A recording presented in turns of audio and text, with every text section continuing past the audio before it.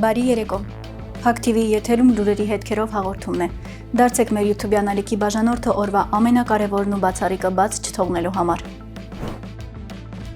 Իրանը դիտարկում է Նախիջևանով անցնող երկաթուղով բեռնափոխադրման հնարավորությունը։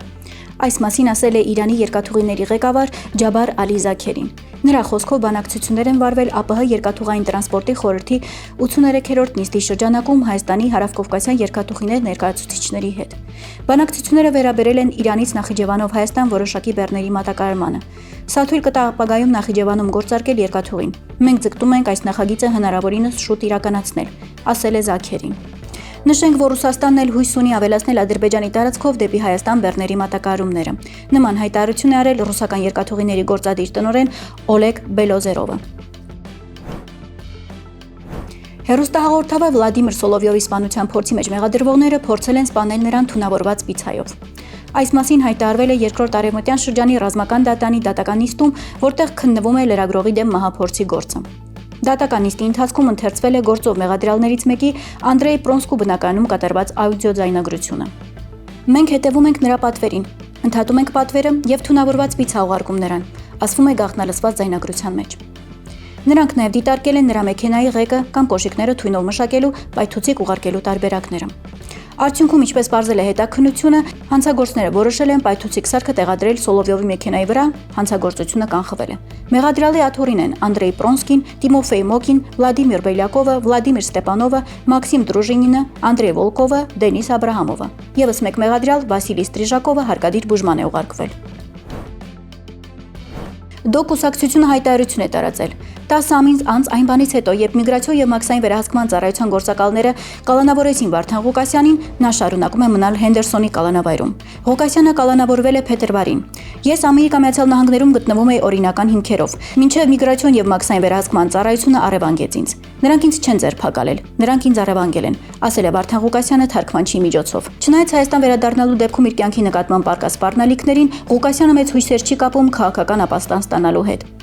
Բանտային խուցը Ղուկասյանին անծանոթ չէ, նա արդեն եղել է ճաղերի հետևում Հայաստանում իր քաղաքական հայացքների համար։ Ղուկասյանը սեպտեմբերին դաշնային դատական հայց է ներկայացրել ներքին անվտանգության դեպարտամենտի դեմ, պնդելով, որ կալանքի ընթացքում 3 անգամ հոսպիտալացվել է։ ԱՄՆ դատանը պնդում է, որ Վարդան Ղուկասյանը 2022 թվականին երկիր է ժամանել որպես ոչ իմիգրանտ, զբոսաշրջիկ եւ պարտավոր էր արտերկիր մեկնել նույն տարվա օգոստոսին։ Հայաստանը խնդրել էր նրան արտահանձնել։ Միացյալ Նահանգներում քաղաքական ապաստան հայցող գործերը որպես կանոն գաղտնի են, հայցվորների անվտանգությունը պահպանելու նպատակով։ Սակայն Ղուկասյանի փաստաբանները նրա գործի վերաբերյալ հանդես են գալիս առավել բաց ու թափանցիկ։ Միգրացիոն դատավորը դեռևս վերջնական որոշում չի կայացրել նրա ապաստանի պահանջի վերաբերյալ։ Նոյեմբերի 26-ին Տավուշի մարզում հրդեհաշիջման աշխատանքների իրականացման ընթացքում տեղի ունեցել դժբախտ պատահար։ Ծառայողական պարտականությունները կատարելու ժամանակ զոհվել է հրշեջ փրկարար սերժանտ Տարոն Սիմոնյանը։ Պատահարի հետևանքով տուժել է փրկարարական 4 ծառայող։ Ներքին գործերի նախարարության փրկարար ծառայությունը խորին ցավակցություն է հայտնում զոհված փրկարարի ընտանիքին, հարազատներին եւ ծառայեկիցներին։ Նշենք, որ այս պահի դրությամբ Տավուշի մարզում շարունակվում են հրդեհաշիջման աշխատանքները։ Ներգրաված է անհրաժեշտ տեխնիկա։ Հրդեհաշիջման գործողությունները կազմակերպվում եւ կառավարվում են տեղում ձևավորված օպերատիվ շտաբի կողմից։ Դիլիջանի Վոլորանների եւ Լեռնային Հայաստան առողջանի մոտակա անտարային հատվածներում շարունակվում են ինտենսիվ հրդեհաշիջման աշխատանքները։ Հիմնականում այրվել է խոտածածկ եւ բուսածածկ տարածք, ջերմահարվել են ծառեր։ Այս պահին աշխատանքները լիարժեք վերահսկվում են եւ իրականացվող միջոցառումները կշարունակվեն մինչեւ բոլոր հրդեհային օջախների ամբողջական մարում։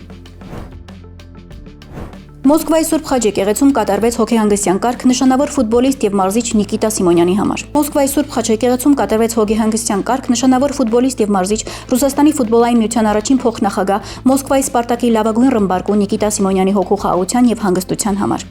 Հավարտ տարերողության թեմակալ առաջնորդ Եզրա Սրբազանը իր հայրական օրհնությունը եւ մխիթարական խոսքն ուղեց Սիմոնյան ընտանիքի անդամներին։ Նիկիտա Սիմոնյանը մեզ թողեց իր մեծ մաքուր հոգուլույսը, սիրտը մաքուր է Աստծո սիրուց, եւ Նիկիտա Սիմոնյանը մեծ սեր տվեց մեզ բոլորիս։ Որպես հայ ժողովրդի արժանի զավակ նա պարծանքով իրեն հայ էր անվանում, նույնად սիրով սիրում էր նաև Ռուսաստանը եւ այս սերը փոխադարձ էր։ Անսասան բնավորությամբ Նիկիտա Սիմոնյանը իր գործերով վկայեց, որ ընդհանուր բարօրության ծառայելը մարդուն բարձրացնում է աշխարհիկ ունայնությունից։ Նա ընդմիշտ կմնա մեր սրտերում։ Նշենք, որ Ռուսաստանի Դաշնության նախագահ Վլադիմիր Պուտինը իր հերթին ծաղկեպսակ է ուղարկել Նիկիտա Սիմոնյանին հրաժեշտ տալու համար։ Սիմոնյան գերդաստանած երկրորդ իշիապոլիտիկալության անկեղության, արարժույթ ողորմության, կապության։ Եվ վերջում օրվա տեսանյութ։ Արամ Ավեհափար հայրապետը պատգամում է. հայը կերտելու համար պետք է նախ մարդ կերտել։ Մենք հայ մարդը կերտենք։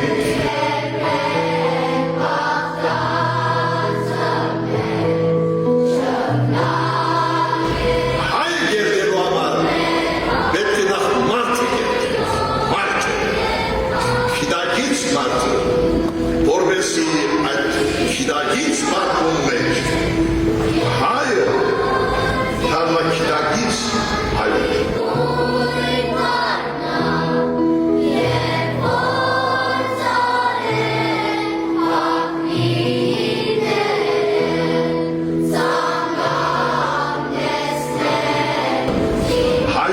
Ճշմարիտ հայը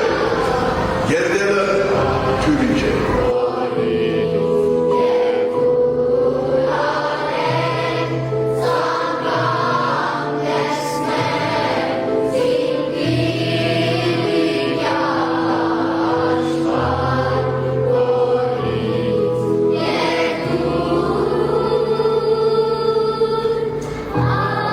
Այդ հայագերդումը մեր մեջ պետք է ազգային հոգևոր բարոյական արժեքներու արմատացում աշակերտի կյանքի մեջ։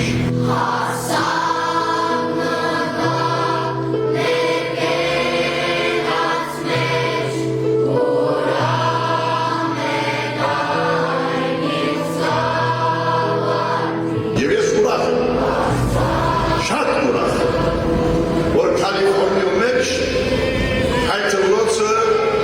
գաճի։ Աշակերտները կհասմանան, դպրոցները կհասմանան, սա տրագական երևույթ է, սակայն այս քանակին TV-ին վրա ավերցնենք որակը։ Եվ այդ որակը հոգևորական միլիդա եկեղեցու ճամփով, իսկ ուսուցիչը դպրոցի ճամփով։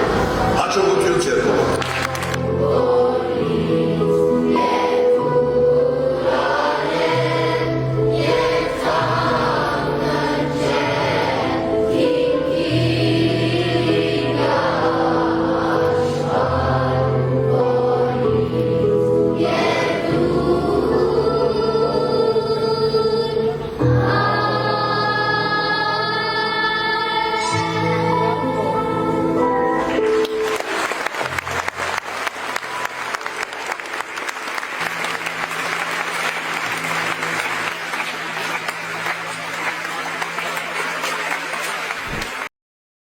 Այսօրվա համար այսքանը։ Մնացեք Փակ TV-ի հետ լուրերի հետքերով եւ մի մոռացեք բաժանորդագրվել մեր YouTube-յան ալիքին օրվա ամենակարևորն ու բացառիկը բաց չթողնելու համար։